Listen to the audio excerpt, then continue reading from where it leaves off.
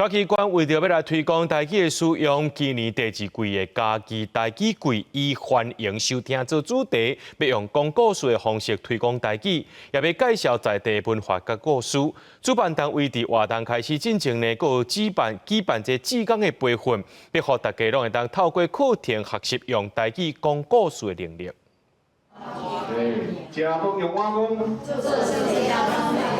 以食为主的俗汉语，老师念一句，下骹的校员就接一句。家己台语季的活动，主办单位邀请老师来教活动志工学台语，有人教思维的念法，嘛有教讲话本的美感，拢是希望是大人会当担起传承台语的责任。虽讲是讲，阮是讲互囡仔听，毋过坦白讲，阮讲的是讲互大人听。大人当然要安怎引带囡仔来明白台语这个部分，我感觉大人是较是主角。是当然毋讲，事实当然愈无机会讲。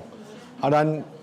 用这个时代来看事实来讲，安尼效果应该会较好啦。因为母语就是咱母亲的语言啊，所以我想要把这个母语的感动传承给我的囡仔。上课的校员讲，台语的学习有腔口、文字、拼音真侪学问。透过这届台语季志工的培训，会当做一届来学，阁会当协助台语的推广，是一件真有意义的学习机会。今日的活动有教台语，啊嘛有教要安怎翻，啊嘛有讲要安怎教，啊要安怎讲，我感觉这拢足有兴趣的，所以今仔日来听这个活动。虽然你看无台语汉字也是拼音，但是伫口语这部分呢，大家拢会当一寡新的也是加学过，会当讲台语的故事互大家听。家己台语季的主办单位表示，今年除了有利用网络的方式讲故事以外，阁有伫图书馆来讲囡仔故，请记的师傅来讲工课的故事，阁请表演团体来演故事，要透过文化的角度，带民众来体会台语的日常生活。记者林慧婷，家己报道。